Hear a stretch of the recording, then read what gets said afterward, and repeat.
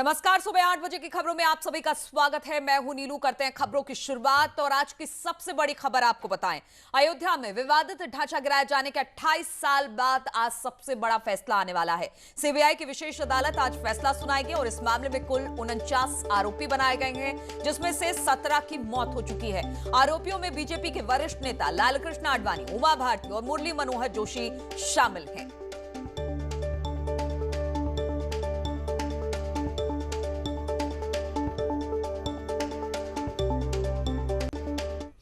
तो 6 दिसंबर supreme court के निर्देशानुसार सीबीआई कोर्ट ने सुनवाई पूरी कर ली है। 2 सितंबर से अपना फैसला लिखवाना शुरू कर दिया है। अब फैसला क्या होगा ये सोचकर हर किसी की धड़कनें तेज हो गई है। इस मामले में भाजपा, शिवसेना, वीएचपी के वरिष्ठ नेताओं के साथ साधु संत भी आरोपी हैं।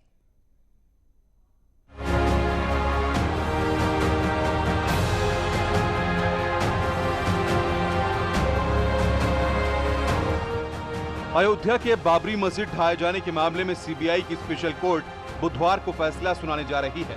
कोर्ट ने सभी मुल्जिमों को फैसले के दिन पेश रहने का आदेश दिया है। इस मामले में बीजेपी के सीनियर लीडर लालकृष्ण आडवाणी, मुरली मनोहर जोशी और उमा भारती समेत 49 लोगों को मुल्जिम बनाया गया है, जिसमें से 17 की मौत हो चुकी है। इस मामले में अभियोजन पक्ष की तरफ से 351 गवाहों और करीब 600 दस्तावेज पेश किए जा चुके हैं। पूरे कांड में हिंदू पक्ष का दावा है कि अयोध्या में बाबरी मस्जिद को मुगल शासक बाबर ने 1528 में श्री राम जन्मभूमि पर बने रामलला के मंदिर को तोड़कर बनवाया था। वहीं मुस्लिम पक्ष का दावा है कि बाबरी मस्जिद किसी मंदिर को तोड़कर नहीं बनाई गई थी।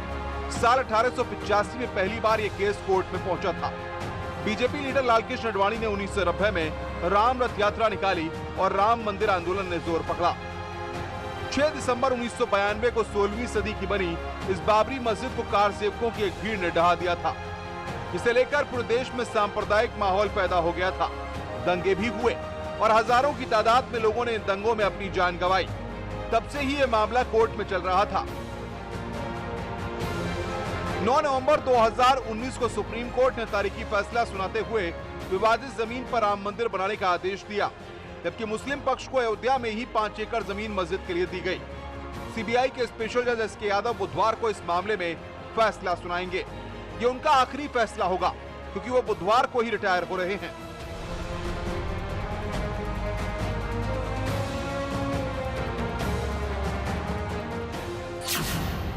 इस मामले में 3 सांसदों की सांसदी पर भी तलवार लटक रही है। फैजाबाद से सांसद है लल्लू सिंह, उन्नाव से सांसद साक्षी महाराज और कैसरगंज से सांसद ब्रिजभूषण शरण सिंह वर्तमान में सांसद हैं। अगर इनको 2 साल से ज्यादा की सजा सुनाई जाती है तो इन्हें सांसद पद से इस्तीफा देना पड़ेगा। देश के सबसे बड़े मुकदमे में फैसले से फासला खत्म होने को है। अयोध्या स्थित विवादित ढांचा गिराए जाने के मामले में सीबीआई स्पेशल कोर्ट अयोध्या प्रकरण अपना फैसला सुनाएगी। इस मामले में लालकृष्ण आडवाणी, कल्याण सिंह, मुरली मनोहर जोशी, उमा भारती, विनय कटियार समेत 32 अभियुक्तों को कोर्ट में पेश होने का आदेश दिया गया है। 32 आरोपियों को बिठाने के लिए कुर्सियों की भी व्यवस्था की गई है। एसके यादव का ये आखिरी फैसला भी होगा। सीबीआई ने अपनी तरफ से 351 गवाहों को पेश किया था। 600 से अधिक दस्तावेजी सबूत भी पेश किए थे। सीबीआई ने इस मामले में 49 आरोपियों के खिलाफ चार्जशीट दाखिल की थी, जिसमें से 17 आरोपियों की मौत हो चुकी है। कैमरामैन एसके वर्मा के साथ ऋषभ मणि त्रिपाठी, न्यूज़ 18, लखनऊ। और उमा भारती का इस बीच बयान भी आया। इस फैसले को लेकर उमा भारती ने कहा कि उन्हें कोर्ट का फैसला मंजूर होगा, जो भी कोर्ट का फैसला आता है। बाबरी विध्वंस केस का फैसला आने से पहले बीजेपी नेता उमा भारती ने बीजेपी अध्यक्ष जेपी नड्डा को चिट्ठी लिखी है। उन्होंने कहा है कि 30 तारीख को सीबीआई कोर्ट का जो भी फैसला होगा वो सर आंखों पर होगा। अगर कोर्ट कोई सजा सुनाता है तो मैं जमानत नहीं लूंगी। दरअसल सीबीआई कोर्ट 30 सितंबर को बाबरी विध्वंस केस में फैसला सुनाएगी। 30 सितंबर को बाबरी विध्वंस के आरोपियों को लेकर सीबीआई कोर्ट अपना फैसला सुनाने जा रही है। फैसले से ठीक पहले बीजेपी के पूर्व सांसद और राम मंदिर आंदोलन के अगुवा रामविलास वेदांती ने बड़ा बयान दिया। कहा, यदि कोर्ट इस मामले पर उनको उम्र कैद या फांसी की सजा भी देती है तो उन्हें मंजूर होगी। यदि फांसी होती है उस मंदिर के खंडहर को तोड़वाने में तो और भी बड़ा सौभाग्य होगा। इसलिए हमको इसका कोई डर नहीं है, हमको तो प्रसन्नता हो रही है। रामविलास दास वेदांती का दावा है कि सभी कार सेवकों के मन में मंदिर निर्माण करने की इच्छा थी और उस स्थान पर कोई मस्जिद नहीं थी। वहां सिर्फ मंदिर के खंडर थे जिन्हें गिराया गया था।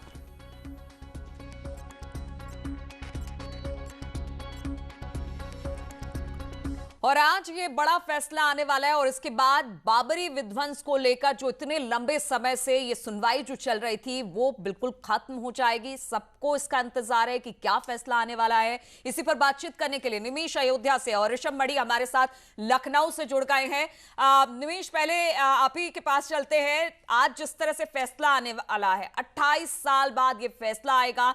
कई संत महंत और बड़े बड़े नेताओं इसमें आरोपी बनाए गए हैं। इसको लेकर किस तरह की प्रतिक्रिया अयोध्या में?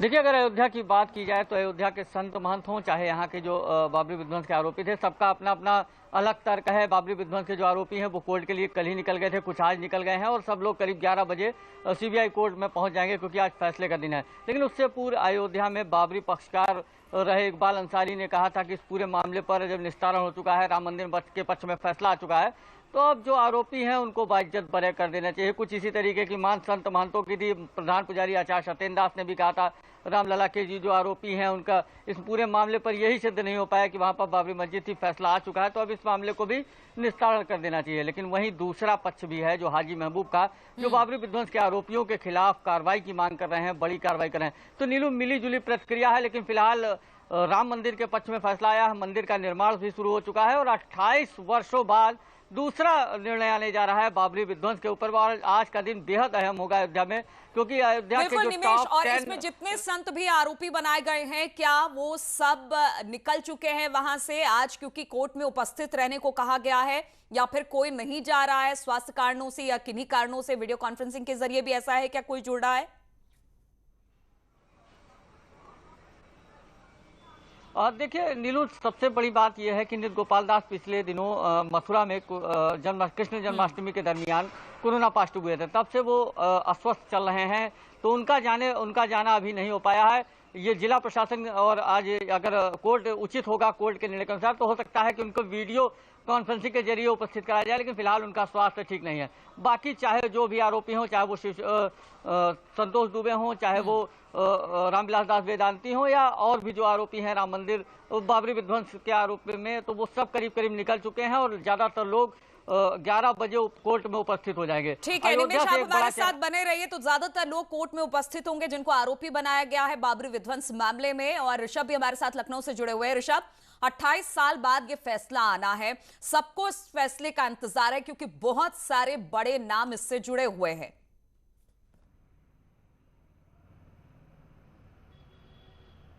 नीलू, देखिए अब ये देखना होगा कोर्ट किसको दोषी करार देता है, किन धाराओं में दोषी करार देता है, और उन धाराओं के तहत जो भी सज़ा बनती है, ये कोर्ट का विवेक होता है कि वो उसको सबसे उस धारा में जो सबसे नीचे की सज़ा है वो देता है या अधिकतम सज़ा देता है। तमाम इसमें हाई प्रोफाइल जो आरोपी हैं उम्र कैद से लेकर के 3 साल 5 साल तक की सज़ा के जो धाराएं लगी हुई हैं इन आरोपियों के ऊपर। अभी हम जैसा सुन रहे थे, कोर्ट के बाहर ये जितने भी महंत हों चाहे नेता हों, उन्होंने बड़े बड़े बयान ज़रूर दिए हैं, लेकिन मैं खुद कोर्ट की कार्रवाई देख रहा था, उस दौरान किसी भी आरोपी ने अपने आप को घटना में शामिल होने या इस तरह की बातें नहीं की। कोर्ट में हर आरोपी ने अपने आप को बेगुनाह बताया है और ये कहा है वो किसी भी तरह के षड्यंत्र में शामिल नहीं थे, उनको राजनीतिक दुर्भावना और षड्यंत्र के वजह से फंसाया गया।